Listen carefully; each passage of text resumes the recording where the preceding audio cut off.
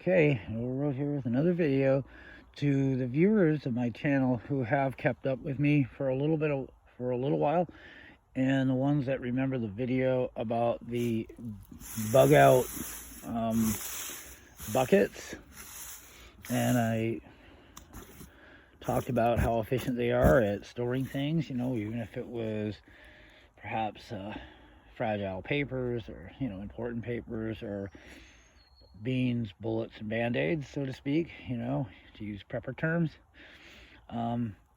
Here is the results after 11 weeks of being in the ground. We've had some days of some pretty substantial rain. Ground's pretty moist around it, as I'm feeling.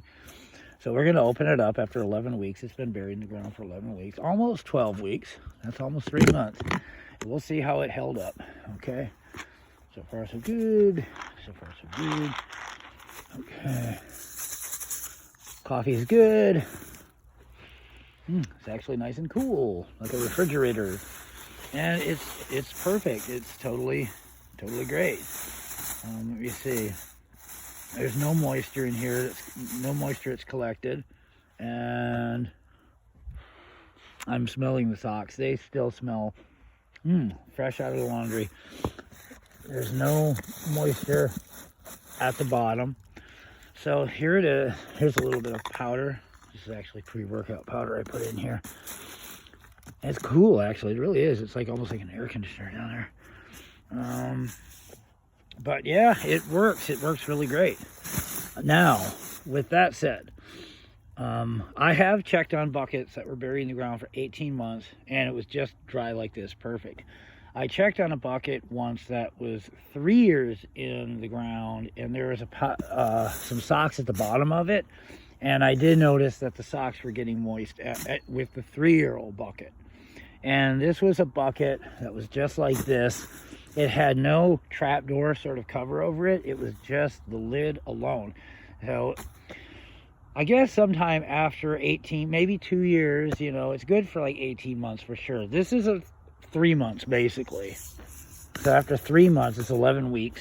It's been in the ground. Still 100% great. It really is. So there you have it.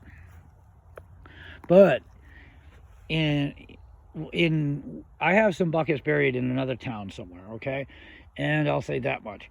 And what I did do I actually have a 17-gallon feed bucket, and the 17-gallon feed buckets, the lids don't fit really great.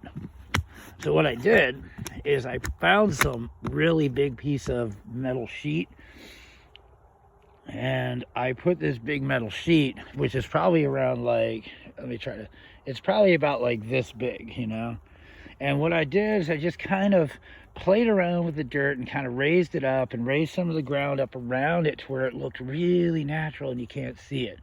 And the piece of sheet metal was actually like white in color.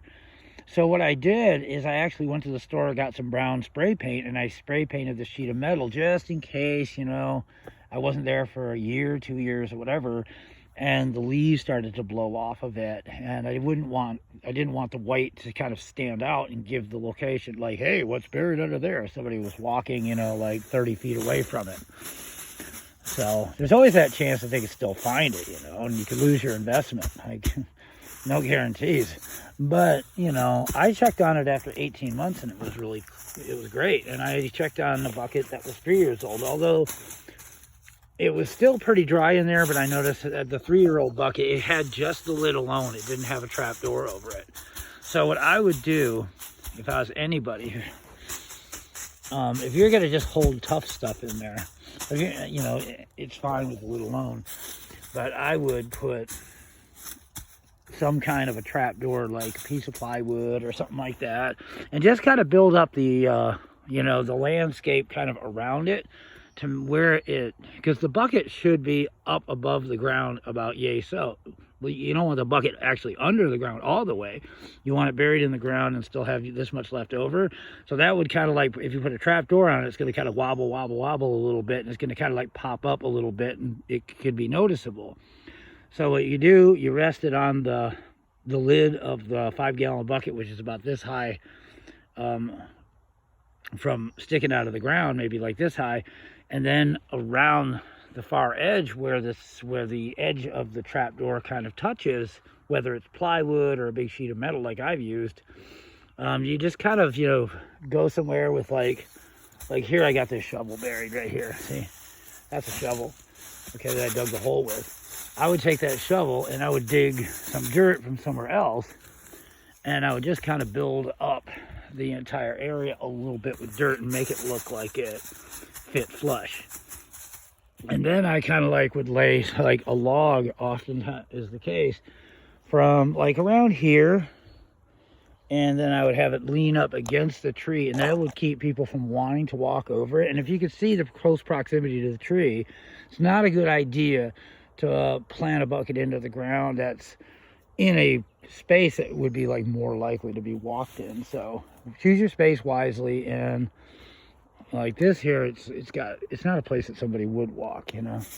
But if I really wanted to make sure that it was safe, and if you wanted to make sure that your, you know, like maybe paperwork or something was safe, if you were going to actually, you know, use this these buckets, I would actually put some kind of a trap door over it. I mean, without the trap door, it's certainly good for 6 months, a year, or possibly even longer.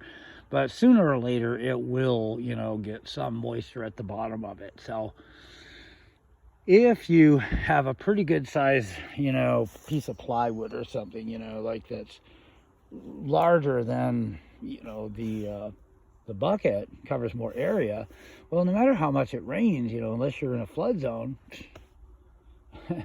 you know, that bucket is the ground underneath the trapdoor is probably going to stay very, very dry. So that's just one idea, and this is the update after, I think it's been 11 weeks. So we're coming up on 3 months that this thing has been buried in the ground, and you see it yourself on Noah Road. This worked perfectly so far. I mean, even the socks are like real like laundry fresh and stuff. So there you have it. But if you want that extra protection, I would think about putting something over it, whether it's some kind of a piece of, you know, sheet metal, or maybe some kind of a piece of plywood. Okay, that's just something that I forgot to mention in my first video. So anyways, with that said, it works good. You saw it yourself, 11 weeks so far. The reason I'm showing this video now is because, I mean, pretty soon I'm thinking about leaving the area, so I won't be around my bucket to moisture test it. So there it is, moisture test, and it passed with flying colors. Noah Road, over and out for now.